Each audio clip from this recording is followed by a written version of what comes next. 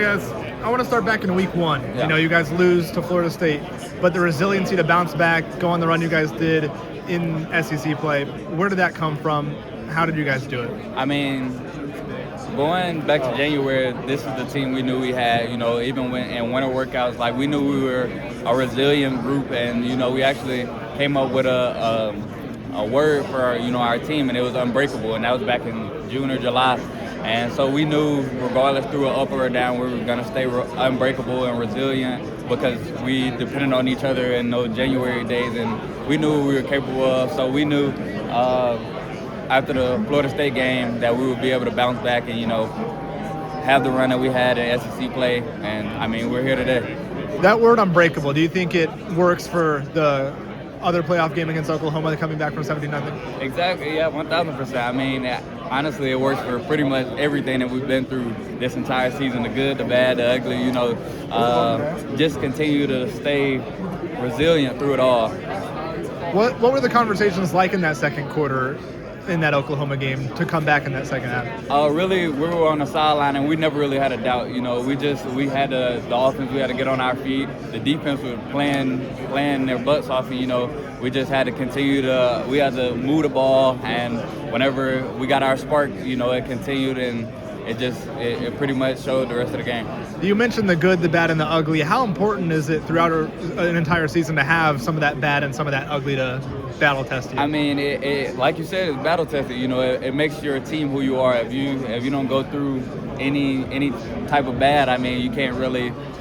I think that's more of like a front runner team. I don't know if I'm saying that correctly, but honestly, I'm thankful for the good, the bad, the ugly that I've been through and our team has been through this season. Is there anything that stands out about Indiana's defensive backs on tape when you watch them? What stands out? I mean, they fly around. Guys that are always around the ball. They work great in their system. They're the best defense in the country, so you got to respect them. They don't really give up the deep shot often, so really you just got to make plays whenever the opportunity presents itself, and we're going to have high execution. What's been the point of emphasis in practice and preparation preparing for those defensive backs? What's been the key point of emphasis for you guys in the receiver room? Like I said, taking advantage of your opportunity and really just taking care of the ball. They have the second largest turnover margin this season between this and last season. So, I mean, really just protecting the ball, winning the turnover margin, executing at a high level, keeping it simple. Yeah, just to kind of hit back, when in the winter, like what happened last winter that made you think, okay, this is a resilient? Really just, I mean, it was kind of a decision. After last season, a lot of the guys returned. Nobody transferred in the spring window. So going into January, we had a team meeting, and we knew what we wanted going into this season. So we made a vow to ourselves, that's what we were going to be, and it stood strong all year, even through, everything. Unbreakable. Yeah. Who came up with it?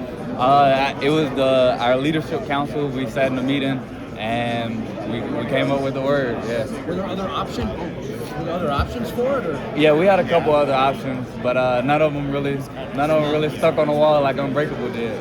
Were you in that room for that? Yeah. On that council? Yeah. As a sophomore? Yeah. Was that just kind of ascending, rising, and being a leader as a young guy is not an easy thing to do, right? I'm curious, how did you get to that point? Was it just off of last year's play? Why did you want to be in that position? Definitely, some of it had to do with last year's play. Just my teammates believing in me and believing that I'm a leader on this team, regardless of anything, because leadership doesn't have a age limit on it, and that's pretty much what we stand by.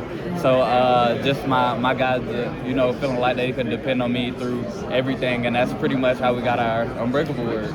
Isaiah had mentioned that he thinks you're the most unselfish player he's ever played around. There's kind of a view a lot of people have on wideouts that they're not unselfish people. Yeah. I'm curious, why are you unselfish?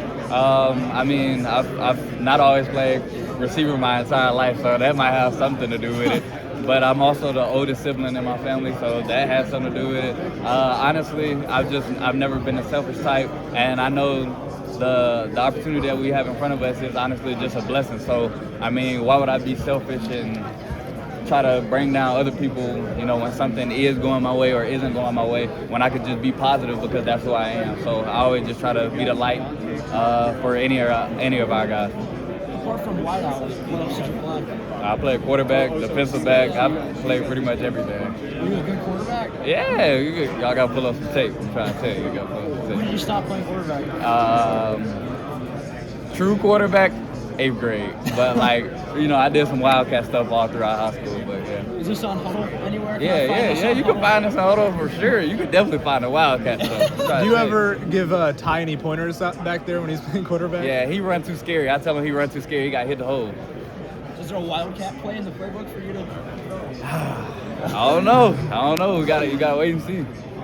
With Pons, yeah, you're quarterback. What impressed you about him? Really just how he gets in and out of breaks. You know, he plays at such a high level. You know, you can tell he loves football. You know, he's played against a lot of great receivers. You know, even in the Big Ten championship, playing against Jeremiah and accepting the challenge all the entire game. So you know, you got to respect game. You know, game is game. So this is kind of a smaller question, but with Signetti, he's talked a lot about a few coverage busts here and there.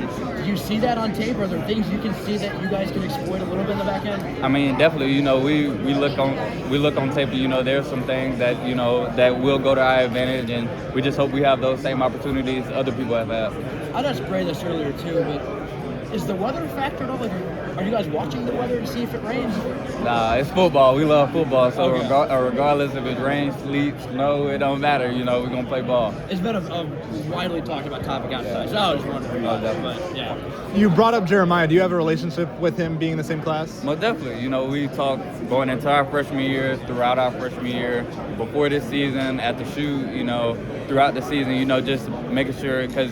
You know, you always just want to have a guy that you can lean on and, you know, continue to compete with at a high level. So, you know, I'm glad he's having the season he's having, and I'm proud of him. Did you ask him for any perspective on Indiana? I know they're the last team to play, and did you ask him for anything on? Nah, I just watched the tape. That's it. That's all I've got. That's all I got, man.